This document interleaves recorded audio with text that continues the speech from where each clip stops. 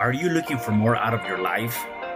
Do you need ideas on how to start new businesses and how to move forward in your own personal life? Well, guess what? You have come to the right radio show.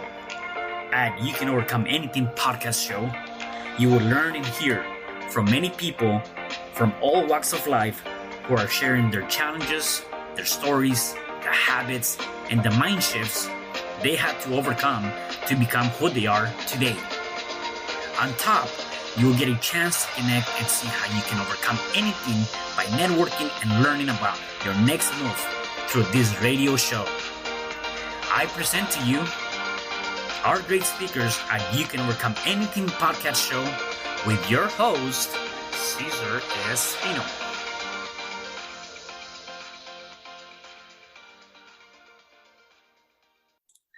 Hello there and welcome back. It is your host, Cesar Espino, You Can Overcome Anything podcast show. And today I have a special guest. Her name is Blair Hayse. Hey, Blair, how are you? Hi, I'm great. I am awesome. Great. Thank you for being here. Before we dive in, let me give our listeners and viewers a little bit of your background. So Blair is a massive profit coach, two-time best-selling author and international speaker. She owns Blair Hayse International, where she helps her clients scale to 7 figures and beyond. She also owns Blair Hayse Publishing and offers a free online magazine to all who want to learn about scaling their online business. Blair brought her 19 years experience in the hospitality field, where she worked with billion-dollar corporations, turned their properties to an online space where she now does the same for online entrepreneurs. In her spare time, Blair likes to travel, spend time with her family, and shop, mainly on shoes and purses. That's awesome. Hey, you got to do it, right? That's awesome. I love it. So, Blair, before we dive into that, though, I want to know more about your background. So let's take you way back to, what were you born, and just kind of talk about your childhood history. Absolutely. So I was born in Mississippi and grew up in a really great family. One thing I looking back, of course, when I think hindsight's always 20/20, when you get to be adults, then you're like, You see things about your childhood you didn't see when you were younger. But I just had really great parents that instilled in me the entrepreneur spirit from a very young age. So my dad especially always was pushing me just to do things, to create things, to create space, to make things and money. And looking back just at a very early age, I learned a lot about entrepreneurship just without realizing that being a kid. But I think that I had a really great childhood. I can't complain. My parents were really involved. And so, I played instruments. I played the violin and piano. And ended up teaching that for many years. But I just, they were very good work ethic people, I guess, like looking back, they had a lot of hard work. And so I think they instilled that into both me and my brother. Looking at us now, we're both just very hard workers and, just very ethical in the way we do things. So I think that definitely stemmed from my own. That's awesome. And sometimes, I like to ask people, if you look back and you feel like, you had a good childhood, like you did, are there any lessons that maybe perhaps you didn't see then that you see now?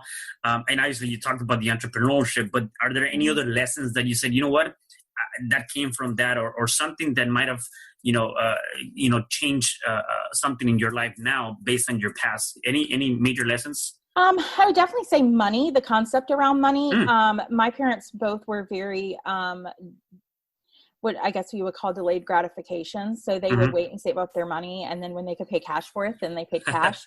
And so I grew up in a family that people thought we were very affluent and thought that we had money. But it was just the fact that my parents managed money really well. My dad was the full-time breadwinner. My mom stayed at home with us. So, and he worked his way up in the company, but, just looking back, they just managed their money really well, and they paid cash for everything. Like, I don't remember them having a house payment. They didn't have car payments. So it did appear that we were well off, when really it just wasn't that way. It was just, we weren't tied down with debt. Right. And so I think that, looking back, even, in my life now, just, the way I manage my money, and it took me a while because I went on a spree after I left home of just buying things. But, you know, as you grow older, you look back and you're like, okay, maybe my parents weren't crazy. And so, you know, it's just come over the past, you know, for the past several years that, you know, I've just really taken their advice a lot more on like, you know, it is better. I can even see in my own life and in my children's life of just having that delayed gratification and deciding, okay, if this is what I want, then I'm going to save up. And when I can pay cash for it, then, you know, not having all those payments, not being tied down is really major. So, you know, I think that too, just the whole concept around money was very much came from them.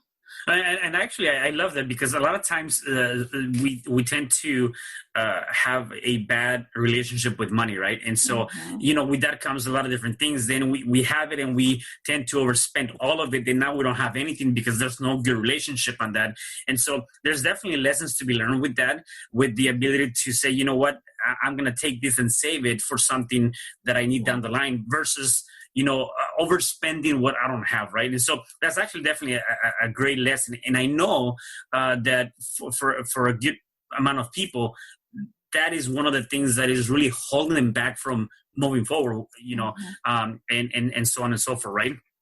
Well, and I think too, just the fact that we whenever we increase our money. So let's just say, you know, we get a promotion at work or we get a really great job making more money. We increase our style of living instead of putting back some of that money in case there was, you know, like a worldwide pandemic that we need a lot, you know, some savings. And I just think that there's, you know, that, you know, my dad always taught me to have like a 6-month cushion.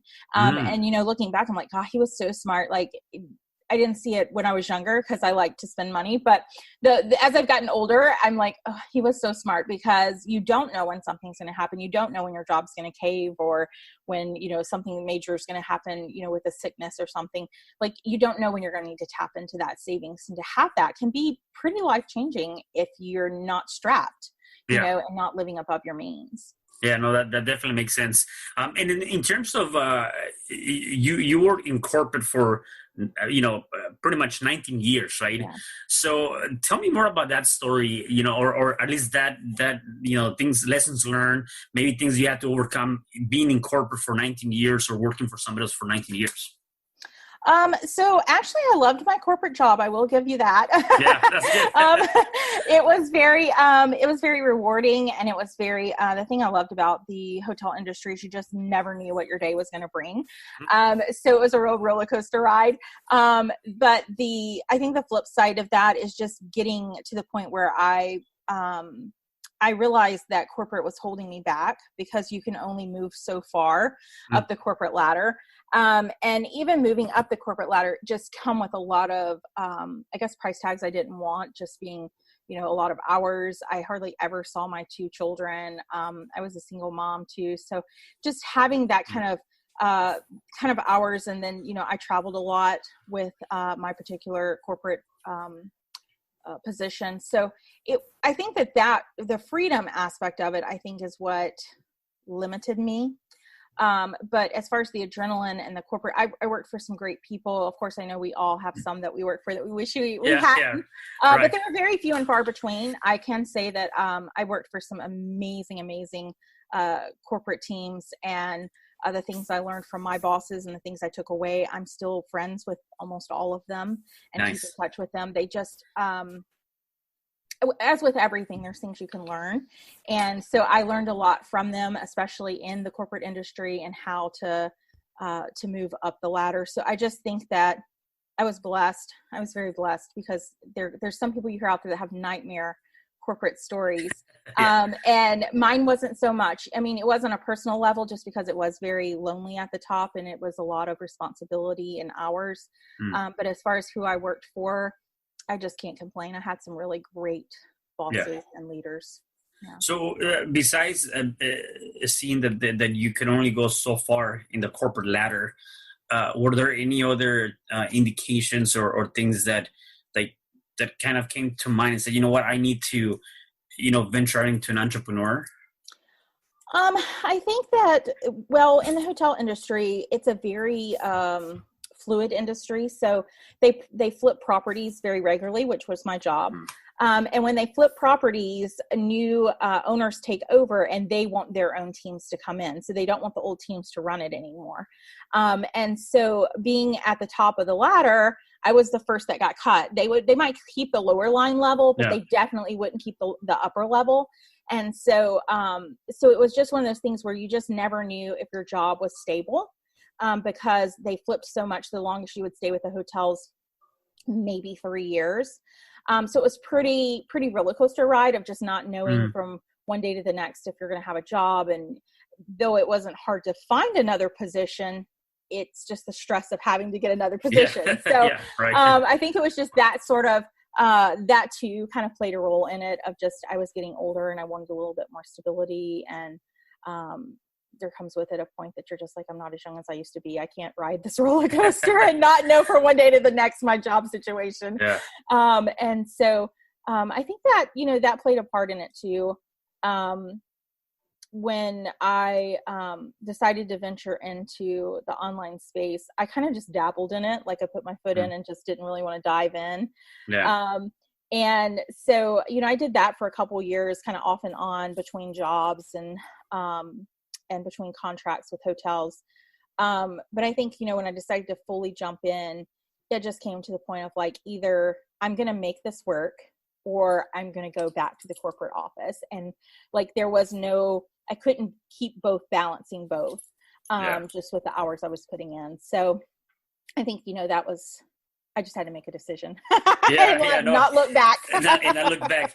No, I can relate to what you mentioned about corporate, right? I mean, I worked in corporate America too, and although it seems nice on the top, and you might have, like you said, you might have a good pay, you might travel, because a lot of people look forward to that. Sometimes it can get very daunting and tiring to travel a lot, because I know that like living out of a suitcase is not always the dream thing you want. I know people want it, because I remember me looking back before when I was younger. I'm like, I want to be that. I want to travel. I want to do all this, and I got to do it. I'm like, man, I want to be back home. So so I can relate to that. Where if you're at the bottom, you're like, you're not making a lot of money. If you're on the top, you're like, okay, am I going to have a job, or is it going to be very stressful? You're going to, there's different things. And for me, I know is like, one of the things that I want to do is kind of take back that control and also be able to have, my schedule. And don't get me wrong, and better than this too, is like being an entrepreneur is not also an easy thing. It's not for everybody. There's a lot more, probably more hours that you will probably put on your own job, right? I find myself working to like 12 or 1 o'clock sometimes, although I enjoy it though, which is the difference, right? And I think that's a big part of that, is you have to enjoy what you're doing. Otherwise, maybe the entrepreneurship is not for you. So anyways, I can definitely relate to that. When you dabble into that and you finally say, what, I'm going to do it, and obviously you had already started your online business, what were some struggles that maybe came to mind, or were there, not only that, were there any thoughts that they're like, you were saying like, Blair, what did you do? Like, go back to work, or like, the little voice telling you like, why would you do this? Why would you leave your job? Yeah, I think, so for me, when I went into entrepreneurship, I just remember, it being, of course, we all look at it with the eyes of like, well, and I'm sure we look at this in corporate America rising to the top too. You think it's always greener on the other side, sort of thing. And so I didn't go into it blindly, I wouldn't say, but I did definitely not be prepared for, I think, the hardships that would come with it. So I just remember several times thinking, first of all, I tried to cookie cutter myself. So I tried to become like everybody else, instead of just doing what I do and being me. And so I think that brought a lot more struggles into my life than if I had just went out there and been brave enough to be me. But I can also say that, the first, when I made the decision, I went all in. It was a real financial roller coaster for me, because I am the breadwinner. And so it was just one of those things of like giving up that security of having that paycheck. Even if we loathe it, it's still security. It's still there. And so to just jump all in, I just remember really struggling to make money, struggling to make things work, trying all kinds of different things that, to make it work. And so it kind of got to the point of, I remember my car, they came and repossessed my car. Mm. And I remember thinking to myself, this is it. I've got to go back. Like, I've just got to go back. I made the most stupid decision ever. I've got to go back. And during my time, like, it's almost like I feel like I was being tested because when I decided to go all in, I had about 3 hotels reach out to me. And of course, I'm not on the market, was not looking for a job, but reach out to me and say, hey, we have this job. We want you to come work for us. Like, offered me great packages. And I just remember thinking, okay, this is a test. Like, I've got to stick this out. And, but yeah, I just remember that day when my car got repossessed, just crying and thinking, okay, this is it. Like, I've got to go back. Well, I just made a stupid decision. And I called up one of my friends, and I just remember her saying, like, Blair, you need to just dry your eyes and you need to get with it. Like, get off your ass and get with it. And I just remember thinking, that was harsh, like, but I dried my eyes, and I remember I went live that day and I sold out a brand new program that I just thought up on the top of my head. And that was the turning point. Like, from then on, within a month, I paid cash for a vehicle. I didn't have to worry about anyone coming and repossessing my vehicle. And I think it was just one of those things of like, I just needed that kick to be like, okay, you're either going to do this or you're not. And I think that that's where, like, when it came to the rubber meeting the road, I threw out all the cookie cutterness and all the trying to be like the other coaches, and just say, okay, Blair, do what you do best, get out there and just do it. And I think that was the kind of the decision making of like the turning point of that entrepreneurship. No, wow, I love that. And so, were you a single mom and the only Brit provider at that time?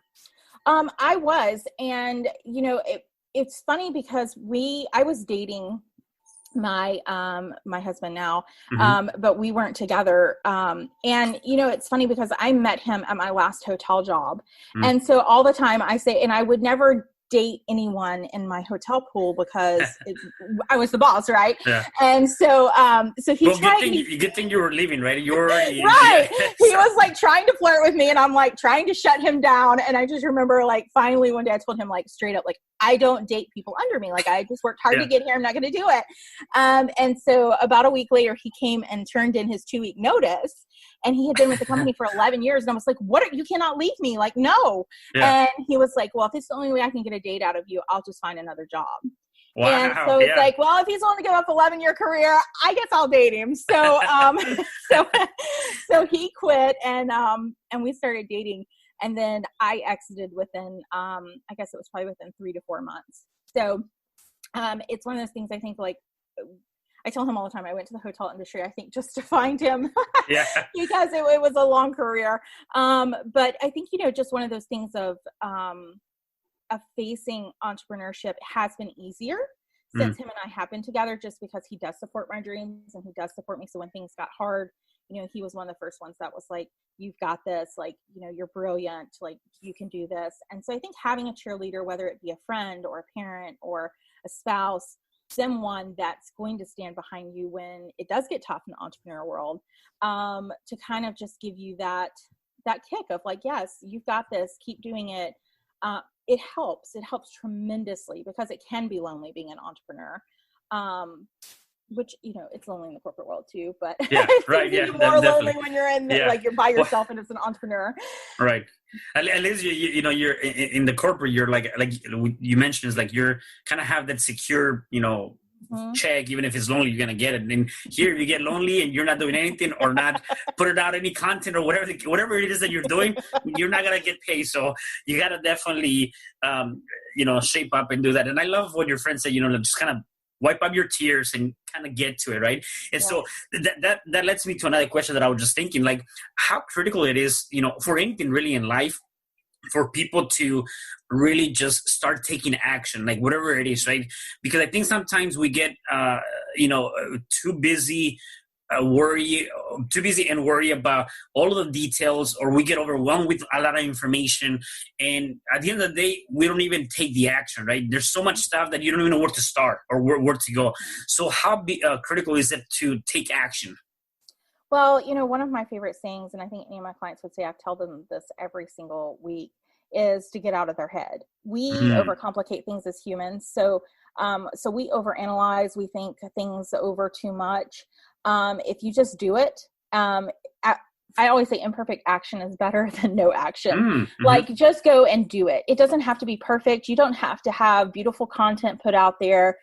People want results. They're not going to go to bed at night and think, oh, Blair's website is so beautiful, I'm going to buy something from her. No, they go to bed thinking, wow, Blair just made a client hit, X amount of money. I need that. Like, they want the results. And so, I think that there's a lot of hang up on whether things look beautiful, whether things are perfect before it's put out there. And to be honest, like, it just needs to be put out there. There's so much more time later, once the money and the cash flow is coming in, to make it as beautiful as you want it, if that's something you desire. But at the same time, like, just weighing that, like, I had someone the other day, like, ask me, she was like, can I have your website? And I was like, I don't even have a website.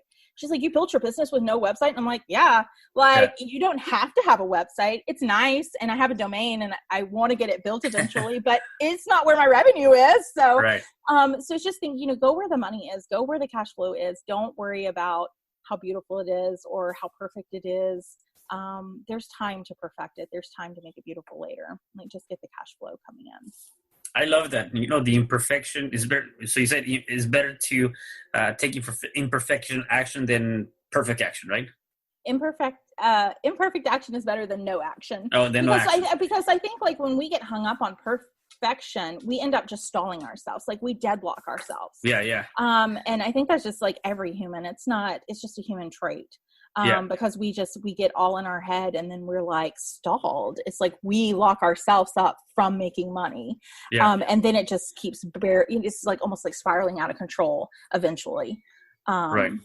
So I love that. And let's talk about your coaching program or the thing that you do, right? Massive Profit Coach. What kind of coaching do you do, and what are some of the clients that come to you for help? So a little bit about what we do is we take clients that really want to scale their business. They really want to get to the next level. And we help them find their unique voice. We help them find a way to get out there and to build their business without all the frills, just to get the cash flow, to get to the next level. And I think, like, that came a lot from me working as a turnaround consultant in the hotel industry for so long. I have a real knack for being able to look at things and seeing, like, okay, this missing most of the time it's just something that needs to be shifted, just very small, maybe pricing structure or especially content and the way we're delivering things and the copy we're putting out, just some tweaks made to bring people to the next level. With probably different people. I don't limit it just to the online space. And so I have some that I've worked with brick and mortar businesses. And then I have some that's been online spaces. It really determines just, the person. And if they're, at that point of just feeling like, okay, I want to get to this next level, but I'm not sure, I'm stalling, I don't know how to get there. That's what we really do, is take them under our wings and help them. Awesome. And then your books. Tell me about your books and best-selling author. What inspired you to write the books, and what are some of the books about? I think what inspired me, I've always loved writing. And that's something else that came from my childhood. My dad really encouraged me to write. And so, I've attended writing college. I've gotten certifications, and I just love to write. And I don't know why it never occurred to me before to help other women share their story, but I just want to give them a voice and a platform to talk about their struggles, to talk about the things they have overcome that's allowed them to become the person they are today. And so that's where I came up with the She Is Magic series, just because I wanted everybody to realize they have magic inside of them. They have that magic. And if they've overcome anything, or there's ever been a point in their life that they've been wanting to throw in a towel, they can go back to that point and realize that, hey, I dug deep, I went in and I overcome something, and that's massive. And then to share that just comes with a whole, I think just it heals you, first of all, from whatever it was. And then second of all, it just really helps them to get their voice out there and inspire other people that might be going through a similar situation, that there's hope, there's inspiration, right? Yeah, got it.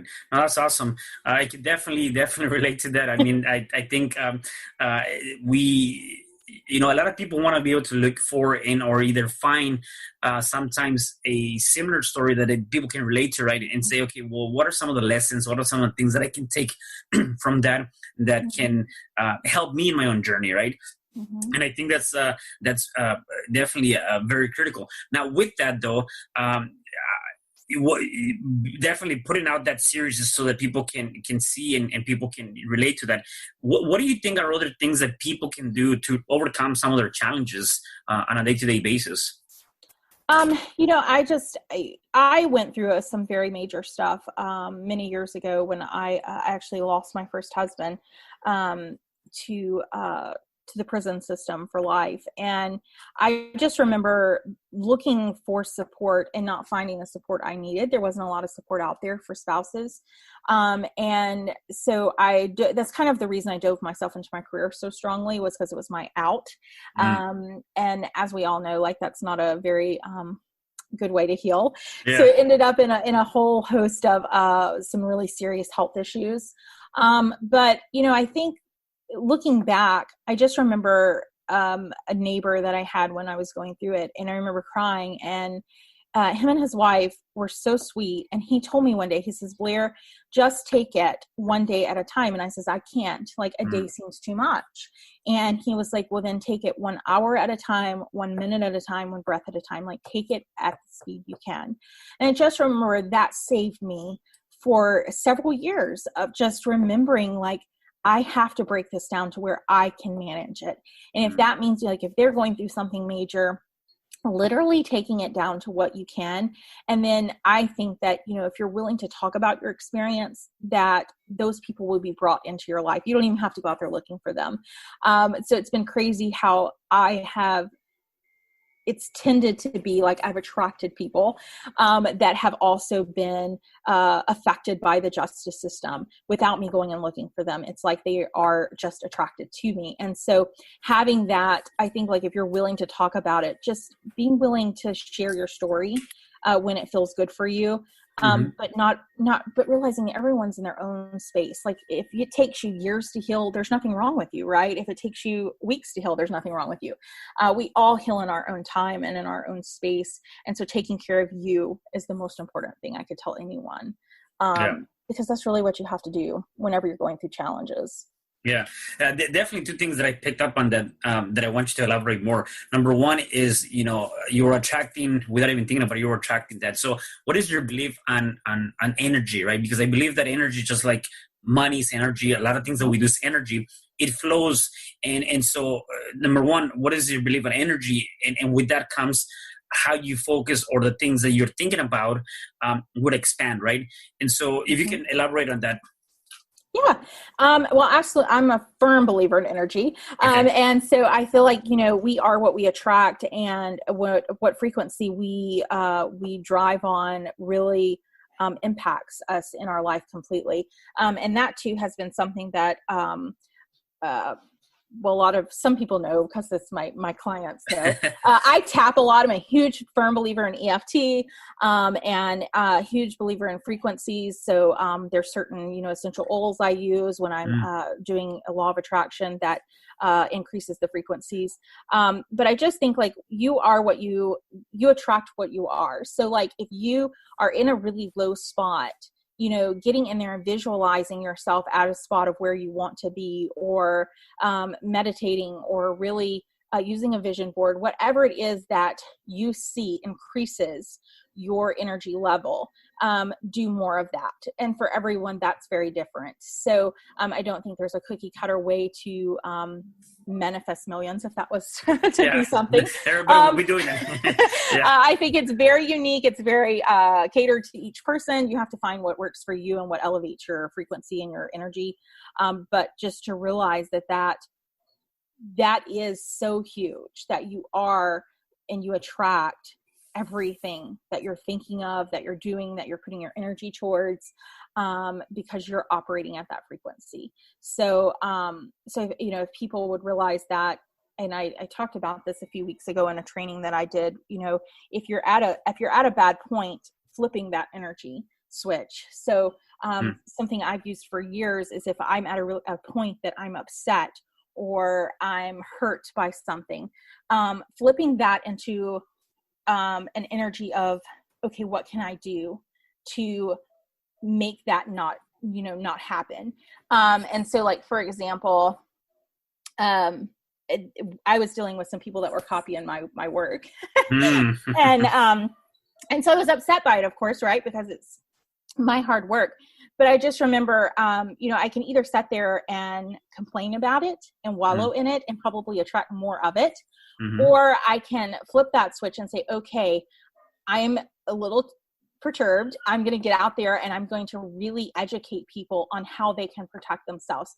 So I dug deep. I talked to lawyers. I talked to what is covered. What can people do? What can entrepreneurs do to keep this from happening?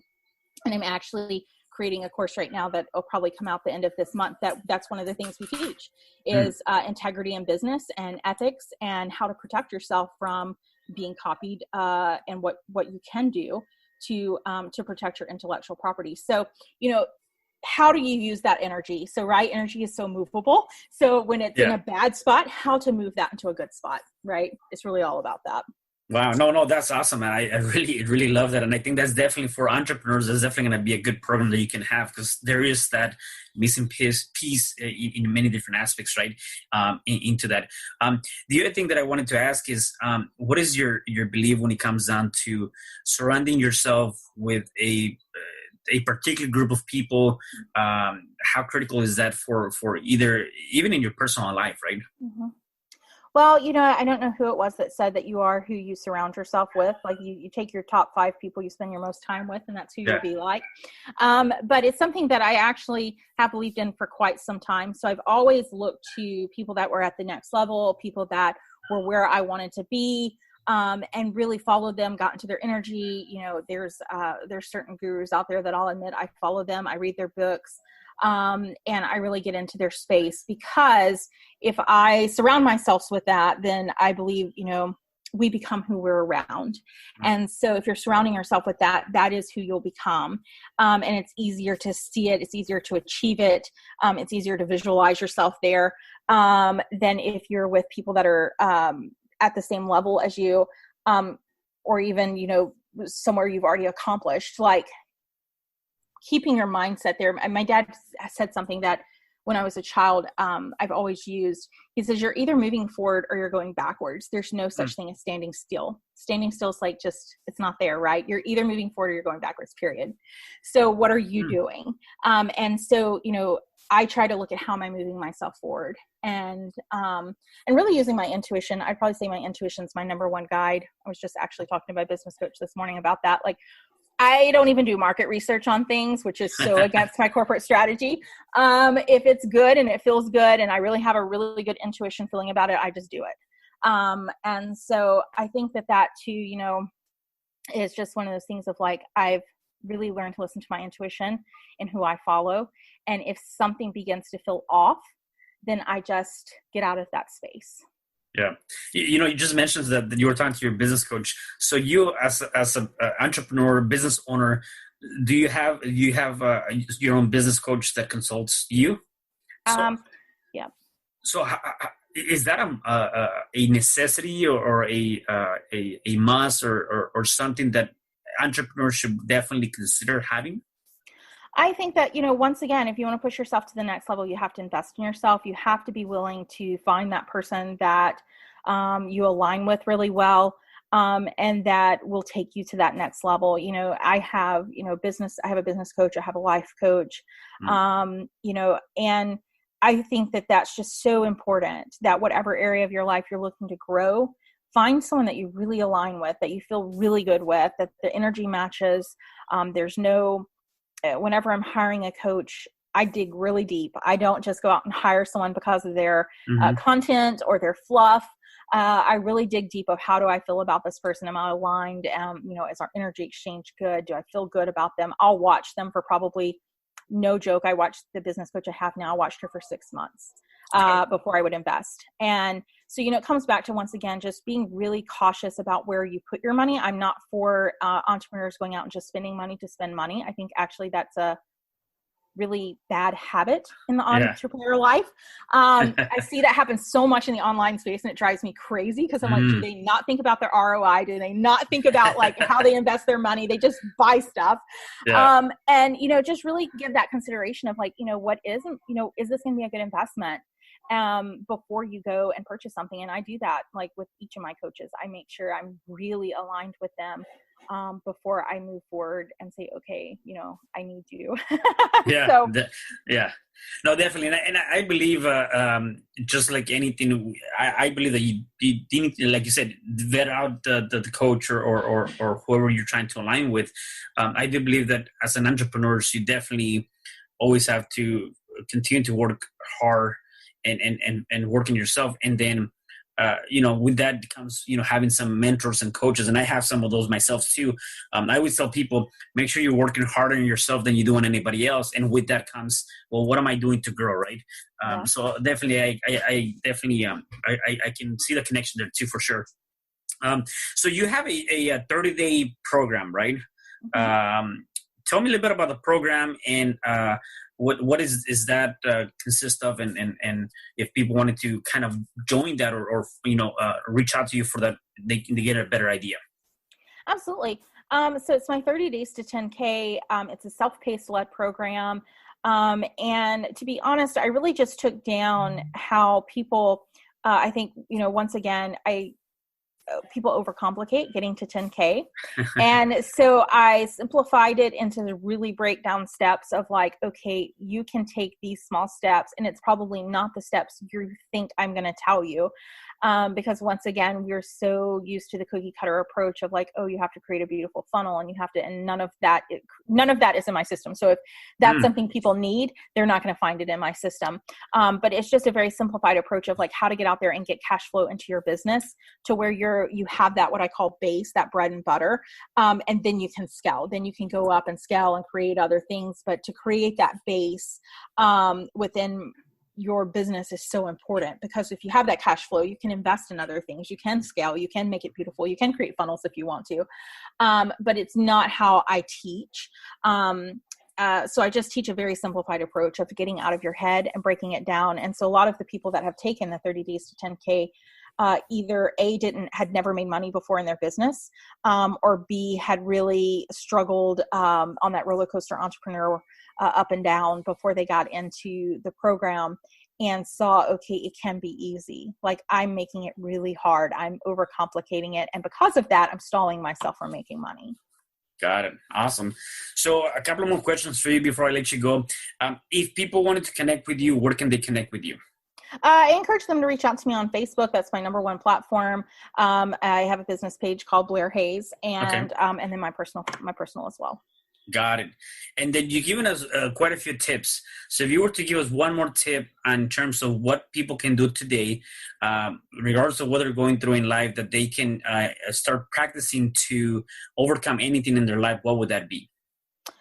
I would just say, honestly, just get out there, do whatever is in your heart. And honestly, if you tend to think on it too much, you'll get stalled, and you'll really get caught up in your feelings. And so many times I just tell people, like, if you're feeling something, go do it. You know, if you feel like you want to go to the park and run, go to the park and run. Like, do what makes you feel good. And for every person, that is so different.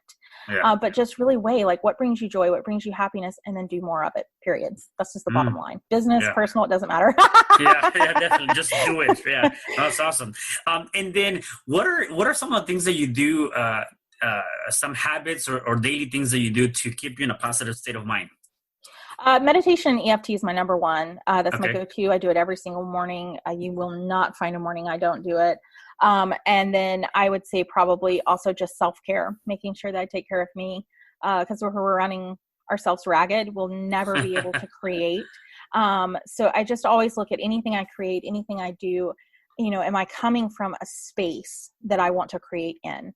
If I'm not feeling it. Maybe I get up in the morning and I go to my desk and then I just kind of feel that day. Yeah. I don't create anything that day because I don't want to create from a space of that's not going to sell, right? Yeah, right, exactly. I want to be happy. I want to be excited. Yeah. And so just really, I weigh my energy and I do things when my energy is really peaked. And then I slack off. And if my energy is bad, then maybe I just do what I have to do that day to answer emails or to get back with my assistant or clients or whatever. And then I shut down and I just don't even do anything that day. So, for me, it's more of an energy weighing, and I do that daily. Like where's my energy space? Is today the space that I create something? Is today the space that I just need to lay low? Right. Yeah. No, definitely. I love that. And it comes down to the intention too, right? What is the intention? And definitely it creates something out of a good intention. Otherwise, a lot of times it may not even come out the way you want it to come out. Exactly. Because your energy, your intention is not where it needs to be. So no, I love that. That's definitely a great advice. And I hope the people that are listening and watching this did get some of those ideas and nuggets that they can actually start utilizing in their own lives and in their own journey as they move forward. Blair, is there anything else that you wanted to share with us before I let you go?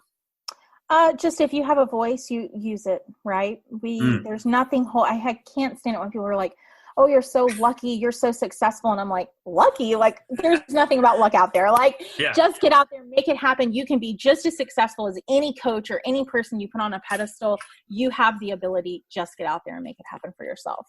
Yeah, I heard somebody, I don't know who it was, they said there's no such thing as luck, right? You create your own luck, and you create it based on the actions, you create it based on the attributes, the habits, the things you're doing, and like you said, just go get out and get it done, right? Mm-hmm. And that'll become your luck, if you want to put it that way, or give it a label.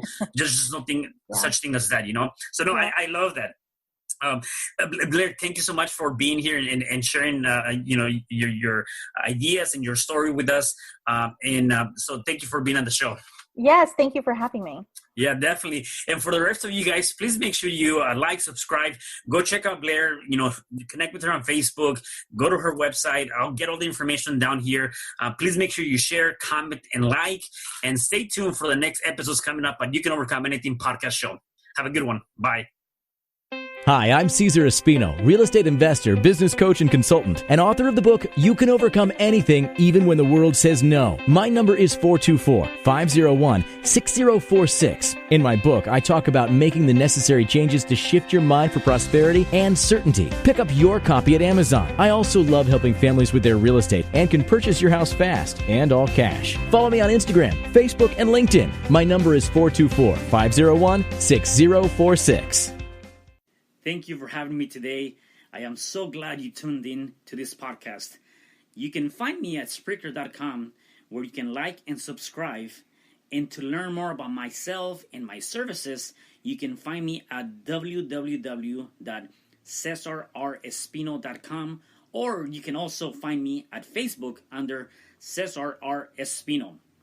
Once again, thanks for joining me. I am looking forward to having you at the next episode, and know that you truly can overcome anything.